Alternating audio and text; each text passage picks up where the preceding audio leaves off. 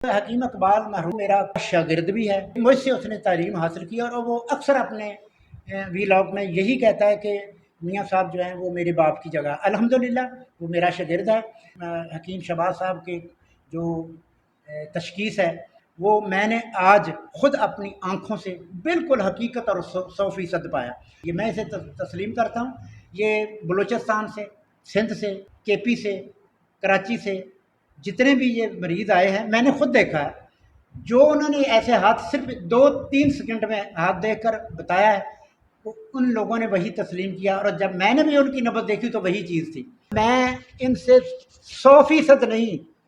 110% متفق ہوں۔ میں نے ان کا فارما کوپی ہے وہ بھی دیکھا ہے، اور میں نوجوان حکیموں سے یہی اپیل کروں گا کہ وہ بھی سیکھیں۔ میں شہباز صاحب کو اپنی توقع سے زیادہ قابل پایا، اچھا پایا۔ بسم اللہ الرحمن الرحیم۔ السلام علیکم سر۔ سر میرا نام حکیم محمد سعید رازی ہے، میں حمایت اسلام Tibbiya college Lahore 3rd year کا اسٹوڈنٹ ہوں۔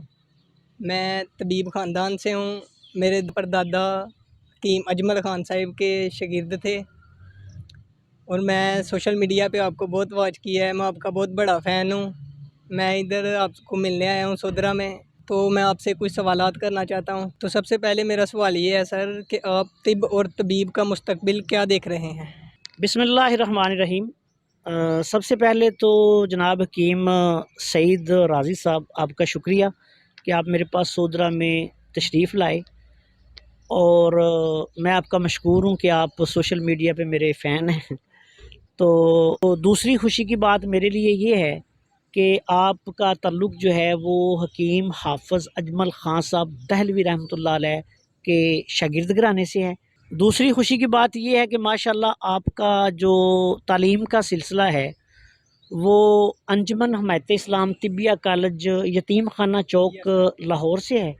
تو یہ بھی بہت بڑی بات ہے، اور یہ میں سمجھتا ہوں کہ اعزاز کی بات ہے کہ ایک بہت بڑی اور معیاری، اور شاید یہ ایسی درسگاہ ہے طب کے حوالے سے کہ جس نے بر صغیر میں بہت بڑے بڑے نام جو ہیں وہ پیدا کیے ہیں، اور بہت بڑے بڑے جو لوگ ہیں وہ اس آپ کی درسگاہ سے وابستہ رہے ہیں۔ انجمن حمایت اسلام طبیہ کالج لاہور جو ہے اس کا بہت بڑا کردار ہے بر صغیر میں طب کو فروغ دینے میں، تو آپ کے لیے یہ میرے خیال میں فخر کی بات ہونی چاہیے کہ آپ اس درسگاہ سے جو ہے وہ طب کی تعلیم حاصل کر رہے ہیں۔ اچھا، دوسری پیارے بھائی بات یہ کہ میری نظر میں اللہ تعالیٰ کے فضل و کرم سے طب کا ماضی جو ہے وہ بھی شاندار تھا، اور طب کا جو حال ہے وہ بھی انشاءاللہ تعالیٰ شاندار ہے، اور طب اور طبیب کا انشاءاللہ تعالیٰ مستقبل جو ہے وہ بھی انشاءاللہ تعالیٰ روشن ہوگا اور شاندار ہوگا۔ اصل مسئلہ یہ ہے کہ کن لوگوں کا ماضی، کن لوگوں کا حال روشن تھا اور روشن ہے، اور انشاءاللہ تعالیٰ آگے کن لوگوں کا مستقبل روشن ہوگا۔ دیکھیں، اس میں وہ لوگ کامیاب ہوتے ہیں جو اپنے فن کے ساتھ انصاف کرتے ہیں، ٹھیک ہے۔ علم کو ایسے حاصل کرنا چاہیے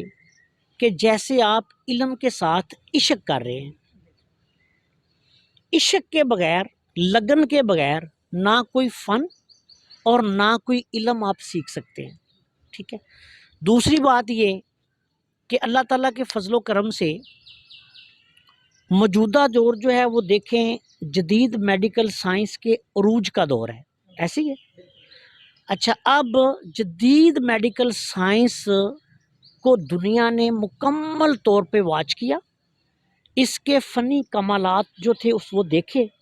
لیکن آج آپ دیکھیں کہ ورلڈ ہیلتھ آرگنائزیشن جو ہے WHO جس کو کہا جاتا ہے، ٹھیک ہے، جو پوری دنیا میں صحت کے جو نظام ہیں اور بھی بہت سے نظامات ہیں ان کو دیکھتے ہیں، تو آج وہ بھی ہربل میڈیسن کی طرف پلٹ رہے ہیں، ٹھیک ہے۔ چائنا میں آپ دیکھیں ہربل میڈیسن کے حوالے سے کتنا کام ہو رہا ہے، انڈیا میں آپ دیکھیں ہربل میڈیسن کے حوالے سے کتنا کام ہو رہا ہے،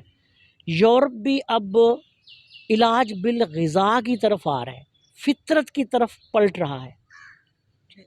لیکن بات صرف یہ ہے کہ ہمارے طبیب جو ہیں انشاءاللہ تعالی جو آج بھی صحیح طبیب ہیں، ٹھیک ہے، کویکس نہیں،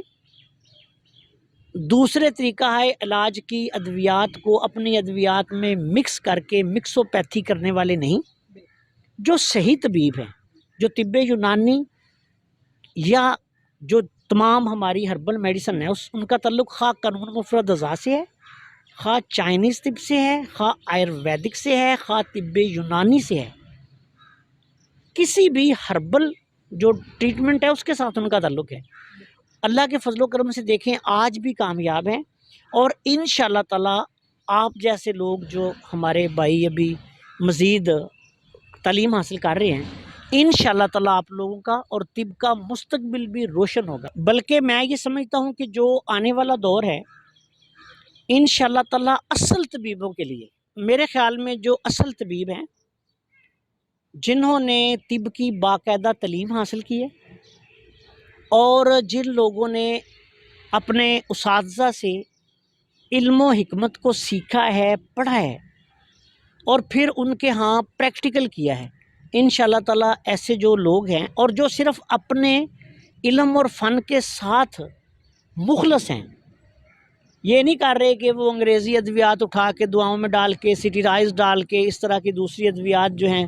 وہ اپنی دعاؤں میں مکس کر کے لوگوں کا بیڑا غرق کر رہے ہیں۔ ایسے لوگ جو ہیں ان کا طب کے ساتھ کوئی تعلق نہیں۔ ایسے تمام لوگ جو ہیں ان کا مستقبل تو پہلے بھی تاریک تھا، اب بھی تاریک ہے اور مستقبل میں بھی تاریک ہوگا، کیونکہ وہ تو طبیب ہیں ہی نہیں۔ میں تو ایسے کسی بندے کو طبیب نہیں مانتا جو اپنی ادویات میں سٹیرائڈز یا انگریزی ادویات جو ہیں وہ مکس کر کے لوگوں کو دیتے ہیں۔ یہ تو لوگ میرے خیال میں مذہبی طور پر، اخلاقی طور پر، قانونی طور پر یہ سارے کے سارے مجرم ہیں، ٹھیک ہے، اور ان کا طب کے ساتھ، ہمارے ساتھ، آپ کے ساتھ، اصلی حکیموں کے ساتھ کوئی تعلق نہیں۔